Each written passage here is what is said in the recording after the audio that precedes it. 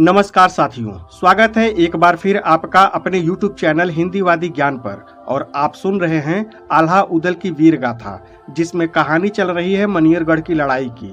जहां पिछले भाग में आपने जाना कि जब मनियरगढ़ के राजा माणिक चंद के पुत्र हीरा सिंह और धीरा सिंह जंग के मैदान में जाते हैं तो उन्हें महोबा के वीर कैद कर लेते हैं। और जब यह खबर राजा माणिक चंद के पास पहुंचती है तो वह घबरा जाते हैं। फिर मामा माहिल के कहने पर उन्होंने बंगाल से जादूगरनी नैना और मैना को बुलाने के लिए हरकारा भेज दिया। यहाँ तक की कहानी आपने पिछले भाग में जाना। अब कहानी में आगे बढ़ें उससे पहले आपसे वही रिक्वेस्ट कि अगर आप इस चैनल पर पहली बार आए हैं तो चैनल को सब्सक्राइब करें, वीडियो को लाइक करें और ज़्यादा से ज़्यादा शेयर करें। अब आते हैं कहानी पर। साथियों, जब महोबा के वीरों के सुरंग से मुक्त होने की गूंज चारों दिशाओं में फैल चुकी थी और माणिक चंद के दोनों पुत्रों को महोबा के वीरों ने कैद कर लिया था, तो उसी समय उरई नरेश मामा माहिल माणिक चंद के महल में बेचैन बैठा था। मामा माहिल ने माणिक चंद को समझाते हुए कहा, राजन, यदि तुम बिना सोचे समझे रणभूमि में कूद पड़े तो महोबा के योद्धा तुम्हें पल भर में मिट्टी में मिला देंगे। वे कोई साधारण योद्धा नहीं हैं, वो पराक्रम के साक्षात प्रतीक हैं। माणिक चंद भी कहीं न कहीं अब तक यह बात समझ चुका था, इसलिए वह बोला, उरई नरेश माहिल, क्या कोई ऐसा उपाय है जिससे मैं इस जंग में जीत जाऊं और महोबा का संपूर्ण विनाश कर पाऊं? राजा के प्रश्न पर मामा माहिल के होठों पर तुरंत एक कुटिल मुस्कान उभर आई। उसकी आंखों में दुष्टता चमकने लगी। रास्ता है राजन, उसने धीमे स्वर में कहा, पर वह तलवार का नहीं, जादू और टोने का है। अगर तुम महोबा को झुकाना चाहते हो तो तुम्हें बंगाल की जादूगरनी बहनें मैना और नैना को बुलाना पड़ेगा। उनका जादू पूरे महोबा की सेना के मनोबल को चूर कर सकता है। माहिल की यह बात सुनकर माणिक चंद के भीतर एक उम्मीद जगी। उसने तुरंत हरकारा बुलवाया। मामा माहिल ने हरकारे को जादूगरनियों का पूरा पता दिया, रास्ते के रहस्यमय जंगलों की चेतावनी दी और कुछ गुप्त निर्देश भी समझाए। हरकारा घोड़े पर सवार हुआ और बंगाल की काली धरती पर रहने वाली जादूगरनी बहनों को बुलाने के लिए चल पड़ा। जहां 5 कोस पहले ही जंगल शुरू हो जाता था और हवा में अजीब सी खामोशी तैरती रहती थी। हरकारा राजा का आदेश पाते ही बिना एक पल गवाए घोड़े पर सवार हुआ और बंगाल की ओर निकल पड़ा। यात्रा लंबी थी, परंतु उसके हृदय में राजा का आदेश और अपने राज्य के प्रति निष्ठा धधक रही थी। आखिरकार वह उस स्थान पर पहुंच ही गया जिसके बारे में कहा जाता था कि वहां से आगे जाने की हिम्मत बहुत कम लोगों में होती है, क्योंकि वहीं से शुरू होता था मैना और नैना का जादुई जंगल। जैसे ही हरकारे ने उस घने जंगल की दहलीज पर कदम रखा, उसके घोड़े ने अजीब तरह से फुंकार भरा। चारों ओर एक अजीब सा सन्नाटा था, मानो पेड़ पौधे भी अपनी सांसें रोककर उसे देख रहे हो। पेड़ों की शाखाएं आपस में इतनी उलझी थी कि सूर्य की रोशनी बहुत मुश्किल से जमीन तक पहुंच पाती थी। हवा में एक विचित्र सुगंध तैर रही थी, कुछ मीठी, कुछ तीखी, फिर भी मन खींचने वाली थी। हरकारे ने एक गहरी सांस ली और आगे बढ़ गया। जंगल के 5 किलोमीटर का सफर साधारण नहीं था। हर कदम पर मानो कोई अदृश्य नजर उसे टटोल रही थी। कुछ दूर जाने पर उसे एहसास हुआ कि उसके पीछे कोई चल रहा है और अचानक वह रुक गया। फिर पीछे मुड़कर देखा, परंतु उसे कोई दिखाई नहीं दिया, परंतु पत्तों की सरसराहट साफ बता रही थी कि जंगल जिंदा है। हरकारा फिर आगे बढ़ा। जैसे जैसे वह अंदर जाता गया, वातावरण और गाढ़ा और रहस्यमयी होता गया। पंछियों की आवाजें कहीं गायब हो गई थी। उनकी जगह हवा में कुछ धीमी धीमी मंत्रोच्चारण जैसी ध्वनि फैलने लगी थी। अचानक उसके सामने एक पुराना पेड़ नजर आया, जिसके तने पर खुद ब खुद चमकते अक्षर उभर रहे थे, जिसमें लिखा था, जो सत्य और साहस का मार्ग लेकर आया है वही आगे बढ़ सकता है। झूठे मन का वहां प्रवेश वर्जित है। उन अक्षरों को पढ़कर हरकारा चौंक गया। हालांकि पेड़ बोल नहीं रहा था, परंतु अक्षर स्वयं उसमें तैर रहे थे।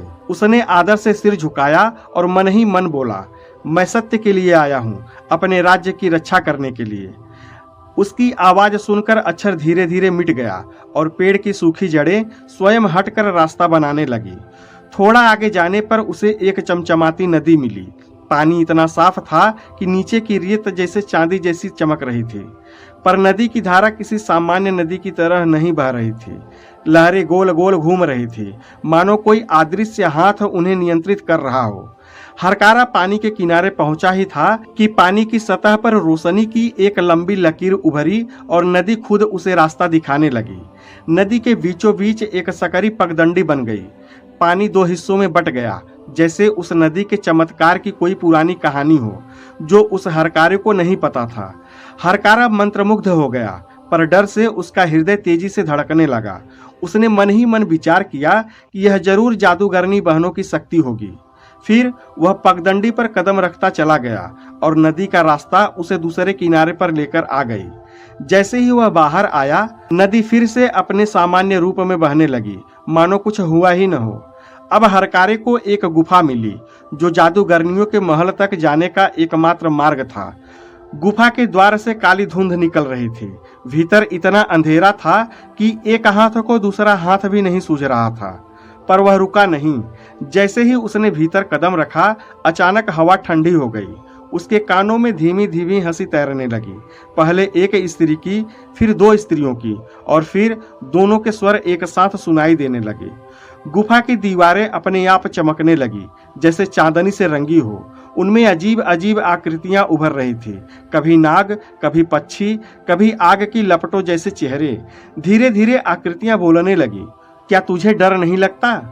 तब हरकारे ने दृढ़ स्वर में उत्तर दिया और कहा, नहीं, मैं अपने राजा माणिक चंद का दूत बनकर आया हूँ। भय मेरा साथी नहीं है, और शायद इसीलिए राजा का विश्वास मुझ पर ज्यादा है।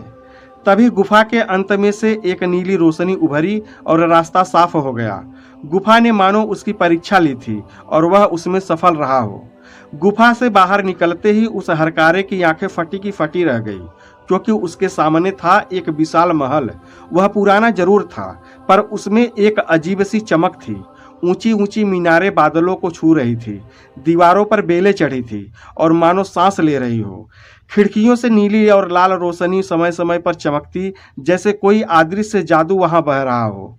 जैसे ही हरकारा मुख्य द्वार के पास पहुंचा, दरवाजा बिना किसी स्पर्श के स्वयं खुल गया और वह भीतर चला गया। अंदर प्रवेश करते ही महल जैसे जीवंत हो उठा। दीवारों पर लगी मसाले स्वयं जल उठी और लंबी गलियों में हल्की सुनहरी रोशनी फैल गई। फर्श पर सर्प जैसे आकृतियों वाली नीली चांदी की नक्काशी थी। उस पर चलने पर प्रतीत हो रहा था कि मानो वह चल नहीं रहा, बल्कि फर्श उसे हल्के से आगे ढकेल रहा हो। महल के अंदर सुगंध का ऐसा मिश्रण था जो मन को शांत भी करता था और भीतर एक अनजाना रोमांच भी भर देता था। माहौल अलौकिक था, रहस्यमयी और मोहक। तभी अचानक एक बड़ा हाल उसके सामने आया। हाल के केंद्र में एक घूमता हुआ जादुई चक्र था, जो कभी लाल, कभी नीला, कभी सुनहरे रंग का हो जाता था, और उसी चक्र से दो परछाइयां धीरे धीरे सामने आने लगी। जैसे ही प्रकाश स्थिर हुआ, हरकारे ने दो स्त्रियों को सामने देखा और उसको लगा वह संसार की सबसे अद्भुत सुंदरता के सामने खड़ा है। पहली बहन मैना की आंखें रात्रि के आकाश जैसी थी, गहरी, शांत, रहस्यमयी। उसके बाल रात के बादलों जैसे खुले और चमकते हुए उसके कंधों तक गिरते थे। वह नीले रंग की चमकीली पोशाक में थी, जिस पर सितारों जैसी बूंदें चमक रही थी। उसकी मुस्कान में ऐसा जादू था कि किसी का भी भय उसी क्षण दूर हो जाता। दूसरी बहन नैना की आंखें सुबह की पहली किरण जैसी थी, दमकती और उजली। उसके बाल सुनहरे धागों की तरह चमक रहे थे, मानो सूर्य की रोशनी उनमें कैद हो। वह लाल और सुनहरे रंग के परिधान में थी, जो आग की लपटों जैसा चमकता था। उसकी चाल में इतनी कोमलता थी कि लगता जैसे हवा भी उसे रास्ता देती जा रही हो। दोनों बहनें युगों से जादुई ज्ञान की संरक्षक लग रही थी। उनके कदमों के आसपास हवाएं अपने आप संगीत बजाती थी। उन दोनों ने सबसे पहले उसे बैठने का इशारा किया और फिर उससे आने का कारण पूछा। फिर उस हरकारे ने शुरू से अंत तक सारी जानकारी दे दी और आने का कारण भी बता दिया। हरकारे की बात सुनकर दोनों बहनें मनियरगढ़ चलने को तैयार हो गई। फिर अगली सुबह सूरज की पहली किरण भी जब धरती पर नहीं पड़ी थी कि हरकारा बंगाल की दोनों जादूगरनियों मैना और नैना को लेकर किले में दाखिल हुआ। किले के द्वार पर पहरेदारों ने उन रहस्यमयी और गूढ़ चेहरे वाली स्त्री को देखा तो एक पल को उनका रोमांच से रोंगटा खड़ा हो गया। हरकारे ने उन्हें सम्मानपूर्वक उचित आसन देकर बैठाया और तुरंत राजा माणिक चंद को उनके आने की सूचना दी। यह समाचार मिलते ही माणिक चंद के चेहरे पर तेज चमक आ गई। वह प्रसन्न होकर तुरंत उनसे मिलने पहुंचा। कुछ औपचारिक बातचीत के बाद मैना ने गंभीर स्वर में पूछा, राजन, आपके हरकारे ने बहुत कुछ बताया है, लेकिन हम आपसे सीधे जानना चाहते हैं कि आप हमें किस काम के लिए बुलाए हैं। तब राजा माणिक चंद ने भारी आवाज में कहा, महोबा की सेना ने हमारे राज्य पर हमला कर दिया है। वे अद्भुत शक्ति वाले योद्धा हैं। उन्होंने मेरे दोनों पुत्रों को कैद कर लिया है।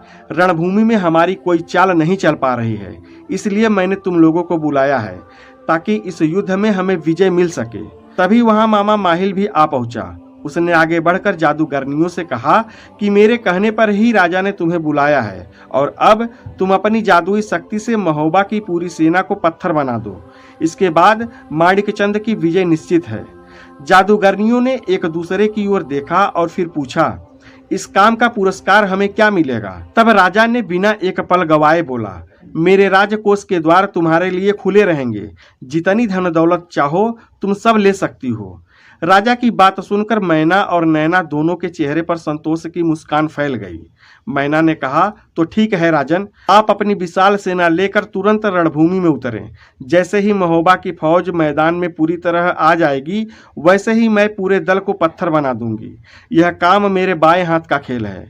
यह सुनकर माणिक चंद का हौसला दोगुना हो गया। उसने तुरंत अपने सेनापति को आदेश दिया कि सेना सजाई जाए। आज ही मैदान में उतरना है। शंखनाद हुआ, नगाड़े गूंजे और मनियरगढ़ की सेना जय मनियरगढ़, जय राजा माणिक चंद के नारों के साथ रणभूमि की ओर बढ़ चली। आज सैनिकों के चेहरे पर पिछली बार से भी ज्यादा जोश और जुनून था, क्योंकि उन्हें विश्वास था कि अब उनके साथ सिर्फ हथियार नहीं, जादू की ताकत भी है। इस बार जब रणभूमि गूंजी तो महोबा के तंबुओं में भी हलचल दौड़ गई। वहीं एक तंबू के भीतर महोबा के बड़े बड़े वीर आज की युद्ध नीति पर विचार कर रहे थे। आल्हा उठे और बोले, आज के युद्ध का नेतृत्व कौन संभालेगा? इस बार आगे बढ़कर वीर उदल ने इस जिम्मेदारी को स्वीकार किया। पूरा महोबा फिर एक बार रणभूमि के लिए सज गया। तलवारें चमक उठी, कवच खनक उठे, घोड़े और हाथियों की चिघाड़ से पूरा मैदान थर्रा उठा। इधर घायल इंदल और दूल्हे लखपातर को आज आल्हा ने रणभूमि में जाने नहीं दिया। वे तंबू में आराम कर रहे थे, जबकि मैदान में आल्हा, उदल, मलखान, ताल्हन सैयद, ब्रह्मानंद जैसे महोबा के बड़े सूरवीर चौकन्ने खड़े थे। जब दोनों सेनाएं आमने सामने पहुंची तो राजा माणिक चंद अपने विशाल हाथी पर सवार होकर घमंड से भरपूर उदल की ओर आगे बढ़ा और बोला, उदल, तुमने मुझे कैद करके मेरा अपमान किया और मेरे वर्षों से बचाए हुए जंगल को जलाकर अपने जीवन की सबसे बड़ी भूल की है। आज तुम्हें इस अपराध की भरपाई अपने प्राणों से करनी होगी। तब उदल ने शांत पर कठोर स्वर में जवाब दिया, माणिक चंद, यह सब तो तुम्हें उसी दिन सोचना चाहिए था जब मैं और ढेवा तुम्हारे जंगल में शिकार खेलने पहुंचे थे। हमने कितनी सफाई दी, लेकिन तुम अपने घमंड में इतने चूर थे कि वास्तविकता सुनने को तैयार ही नहीं हुए।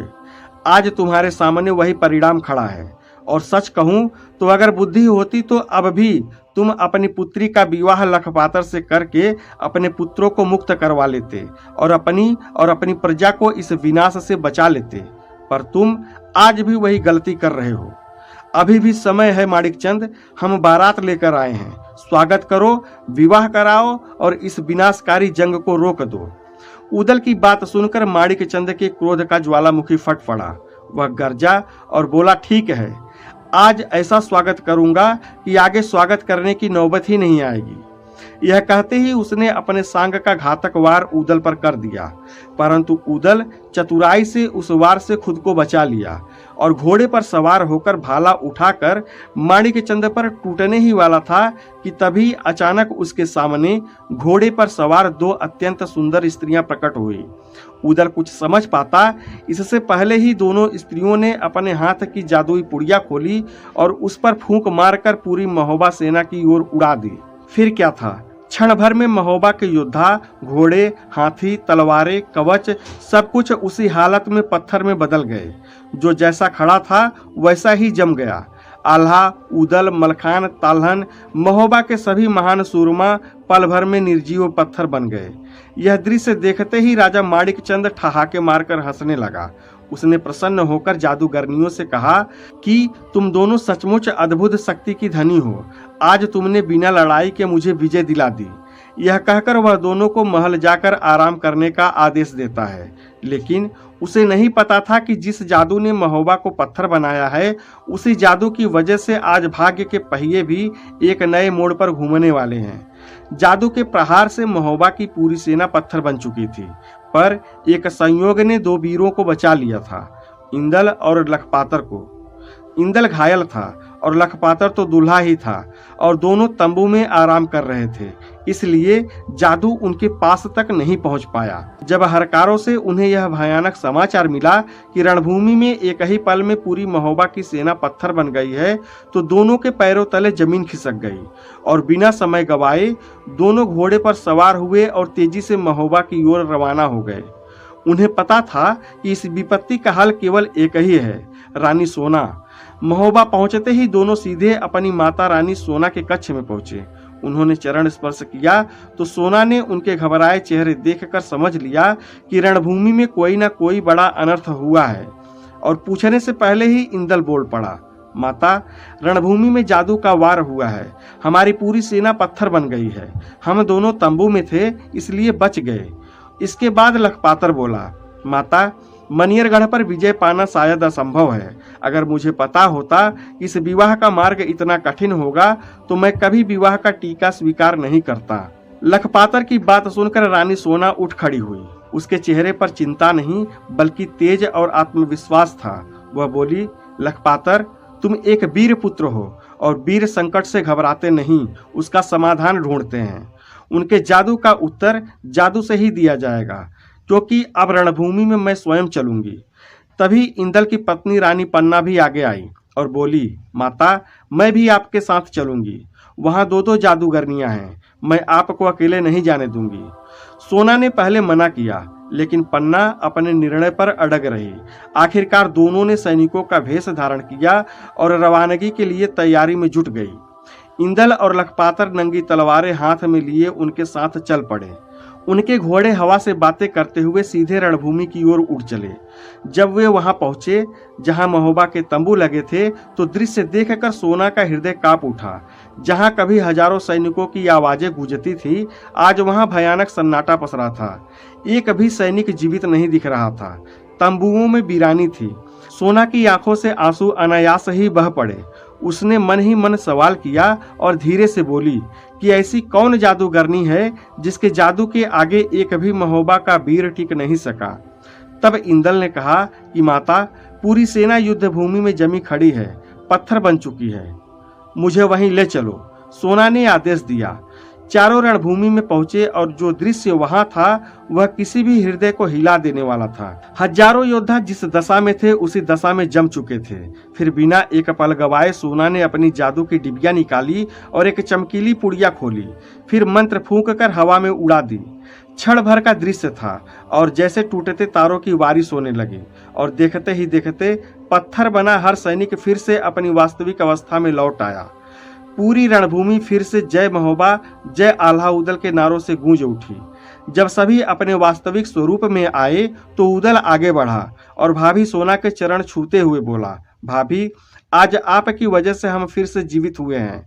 आप सचमुच महान हैं। तब सोना ने मुस्कुराते हुए कहा, अब तुम सब थोड़ा देर आराम करो वीरों। मैं यह जानना चाहती हूँ कि वह कौन सी जादूगरनी है जो महोबा की सेना को पत्थर बना सकती है। आज उसकी शक्ति का सच जानना होगा। रणभूमि के सभी सूरमे सोना और पन्ना को आश्चर्य से देख रहे थे। वे समझ चुके थे कि अब मैदान में असली जादू की रानी उतर चुकी है। अब उन जादूगरनियों की खैर नहीं। उधर महल में मैना और नैना आराम कर रही थी। जैसे ही उनका जादू टूटा तो उन्हें एक झटका लगा और उनकी नींद खुल गई। दोनों घबरा उठी। किसने हमारे जादू को काटा है? नैना चिल्लाई।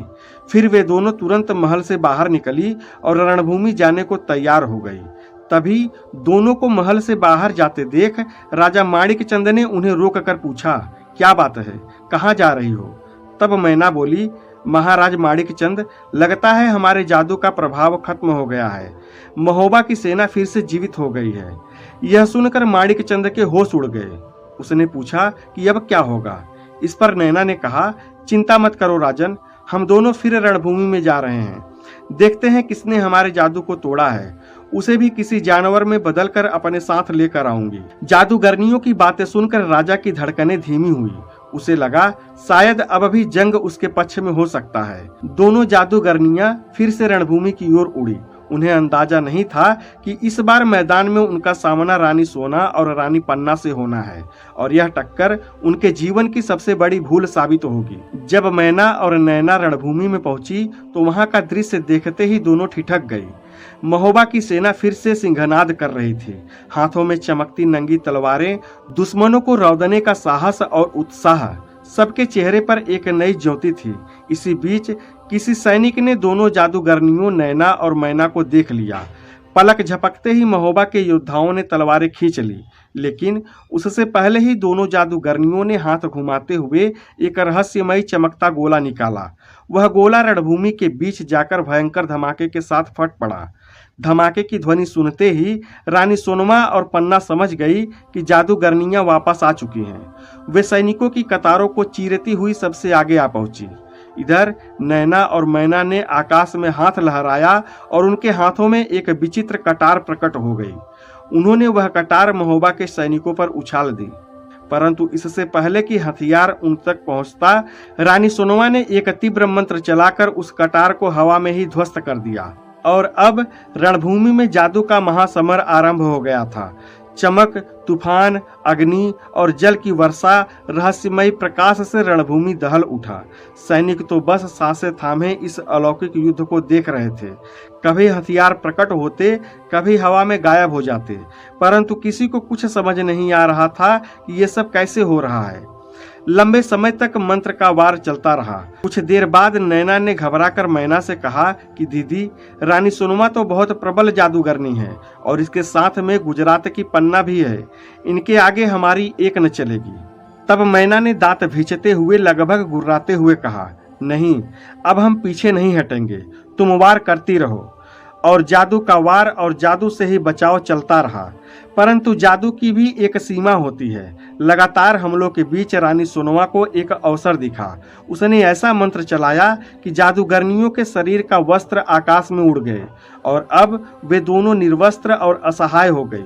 दोनों अपने हाथों से स्वयं के अंगों को ढकने का प्रयास करने लगी, पर युद्ध भूमि किसी की प्रतीक्षा नहीं करती। फिर रानी पन्ना ने अपना जादू चलाया और देखते ही देखते असंख्य बिच्छू प्रकट होकर दोनों जादूगरनियों पर टूट पड़े।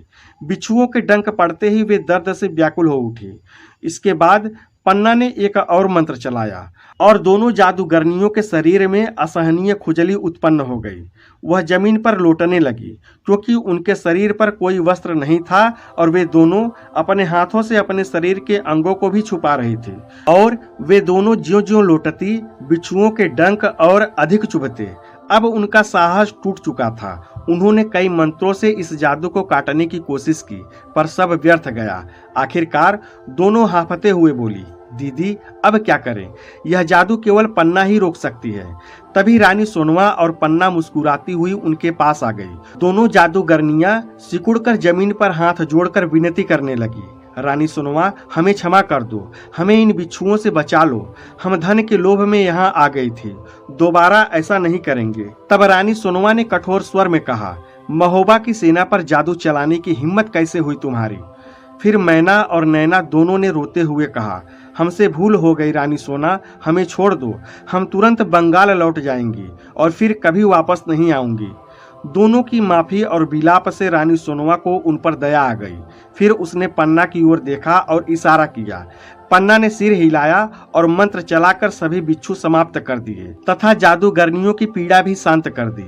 फिर सोनवा बोली, तुम दोनों कान खोलकर सुन लो, फिर कभी महोबा के सैनिकों पर वार करने का साहस मत करना, नहीं तो परिणाम अत्यंत भयानक होगा।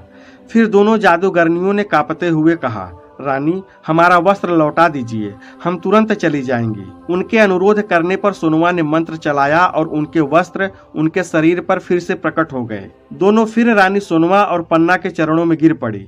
हमें क्षमा करें रानी, ऐसा अपराध अब दोबारा नहीं होगा। फिर सोनवा और पन्ना ने उन्हें जाने की अनुमति दे दी। अब दोनों जादूगरनियां थकी हुई, टूटी और भयभीत अवस्था में माणिकचंद के महल पहुंची और क्रोधित स्वर में बोली, राजा माणिकचंद, अब हमें धन संपत्ति कुछ नहीं चाहिए। हम यहाँ से जा रही हैं। दोबारा हमें बुलाने की कोशिश मत करना। रानी सोनवा और पन्ना के सामने हमारा कोई बस नहीं चल रहा। इतना कहकर वे तुरंत महल छोड़कर बंगाल की ओर रवाना हो गई। इधर जादूगरनियों के भाग जाने के कारण राजा माणिकचंद गहरे चिंता में डूब गए। वह समझ नहीं पा रहे थे कि अब कौन सा कदम उठाया जाए। आखिरकार उसने मामा माहिल को बुलाने के लिए सैनिक भेजा, परंतु सैनिक ने बताया कि महाराज, मामा माहिल तो सुबह ही निकल लिए, अब तक तो उरई पहुंच चुके होंगे। यह सुनते ही राजा माणिकचंद के पैरों तले जमीन खिसक गई। उसे अब पूर्णतः एहसास हो गया था कि महोबा के वीरों से बैर लेना अर्थात अपने ही जीवन को संकट में झोंक देना होगा। इधर दूसरी ओर जयकारों से गूंजती महोबा की सेना मनियरगढ़ के भव्य किले के मुख्य द्वार तक पहुंच चुकी थी।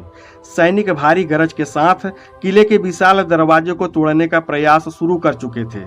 रणभूमि की धड़कन तेज हो रही थी। घबराए हुए राजा माणिकचंद अपने मंत्रियों और कुछ सैनिकों के साथ किले के द्वार पर पहुंचा और तुरंत आदेश दिया कि दरवाजा खोलो।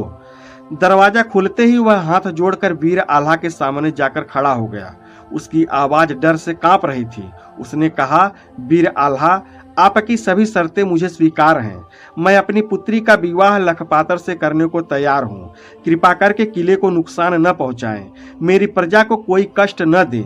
मेरे पुत्रों को मुक्त कर दीजिए और लखपातर को ले आइए। अब विवाह निर्विघ्न संपन्न होगा। राजा की यह दयनीय अवस्था देख आल्हा की गर्जना किले की द्वार से टकराई। आल्हा ने कहा, माणिकचंद, अगर इस बार तुमने जरा भी चालाकी की तो तुम्हारा सिर पृथ्वी पर गिरा होगा और मनियरगढ़ का नामो निशान मिटा दिया जाएगा।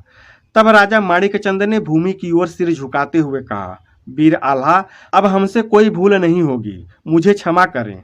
आल्हा ने कठोर स्वर में फिर से कहा, ठीक है, जाओ और विवाह की तैयारी करो। और फिर महोबा के सभी वीर सैनिकों के साथ अपने तंबू में लौट आए। अब महोबा की आन बान शान लखपातर को दूल्हे के रूप में सजाने की तैयारी शुरू हुई। मनियरगढ़ की हवाओं में उस सुबह एक अलग ही हलचल थी। रात भर युद्ध की भयावह आहट सुन चुकी धरती पर आज शांति की कोमल किरणें उतर रही थी। महोबा के वीरों ने विजय हासिल कर ली थी और अब उसी धरती पर एक नई कहानी लिखी जाने वाली थी, विवाह की कहानी, जिसमें प्रेम और एक नई शुरुआत का वादा था। लखपातर को दुल्हा बनाया जाने लगा। रणभूमि की धूल अब भी उसके वस्त्रों पर थी। पहले बड़े प्रेम से गर्म जल मंगवाया गया। धीरे धीरे ढेबा और इंदल ने मिलकर लखपातर को स्नान करवाया। युद्ध की थकान जैसे जल में घुलकर बह गई। फिर उसे श्वेत रेशमी अंगरखा पहनाया गया, जिसकी किनारियों पर सुनहरी जरी चमक रही थी।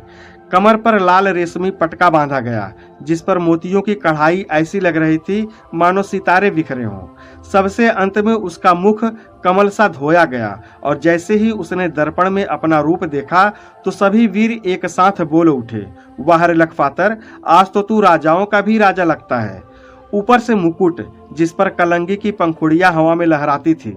सफेद घोड़े पर बैठा लखपातर ऐसा लग रहा था जैसे इंद्र स्वयं अमरावती से उतर आया हो। इधर मनियरगढ़ में राजकुमारी चंदा को भी सजाया जा रहा था। उस समय मनियरगढ़ के राजमहल में सैकड़ों दिए जल रहे थे। राजकुमारी चंदा के कच्छ से फूलों की भीनी सुगंध आ रही थी। दासियां उसके सिर में सुगंधित तेल से जूड़ा बना रही थी। बालों में चमेली और रजनीगंधा के हार ऐसे सजाए गए थे जैसे चंद्रमा पर सितारों की माला टंगी हो। उसके हाथों में मेहंदी की लालिमा आज कुछ ज्यादा ही दमक रही थी, मानो उसके हाथों ने पहले ही पति का स्पर्श महसूस कर लिया हो। उसने गुलाबी रंग की रेशमी साड़ी पहनी, जिस पर मोतियों और चांदी की कढ़ाई ऐसी चमक रही थी जैसे हजारों चांदनी एक साथ उतर आई हो। जब राजकुमारी ने आईने में स्वयं को देखा तो दासियां एक साथ ठिठक गई। वह सचमुच अप्सरा सी लग रही थी। लग नहीं रही थी, बल्कि अप्सरा भी उसके आगे फीकी लगती थी, मानो स्वर्ग की शोभा आज धरती पर आकर बैठ गई हो। महोबा की बारात ढोल नगाड़ों के साथ मनियरगढ़ पहुंची। घोड़े उछल रहे थे, हथियार चमक रहे थे, पर आज किसी के दिल में युद्ध नहीं, खुशियों की लहर थी। लखपातर आगे थे। उसके पीछे आल्हा, उदल, मलखान, ढेवा, इंदल, महोबा के सारे सूरमा सीना चौड़ा किए हुए चल रहे थे। राजा माणिकचंद स्वयं द्वार पर आकर खड़े हुए। आज उनके चेहरे पर क्रोध नहीं, समर्पण, सम्मान और प्रसन्नता थी। मंडप के चारों ओर दीप जल रहे थे। मंदिर की घंटियां गूंज रही थी। हवा में चंदन और केसर की महक तैर रही थी। जब चंदा और लखपातर पहली बार आमने सामने आए तो मानो समय ही ठहर गया हो। चारों तरफ से आवाजें आई कि क्या जोड़ी है, जैसे स्वयं इंद्र और रति का विवाह हो रहा हो। फिर फेरों के समय पुरोहित ने मंगल गीत गाया। लखपातर ने चंदा का हाथ थामा। चंदा की आंखों में झिलमिलाहट थी और उस एक स्पर्श में दो राजवंशों की दुश्मनी प्रेम में बदल गई। विवाह के बाद राजा माणिकचंद ने महोबा के सभी वीरों का सम्मान किया। हाथी, घोड़े, वस्त्र, स्वर्ण सब कुछ दिल खोलकर भेंट दिया। उदल, इंदल और मलखान ने प्रसन्न होकर सोने की असरफियां लुटाई।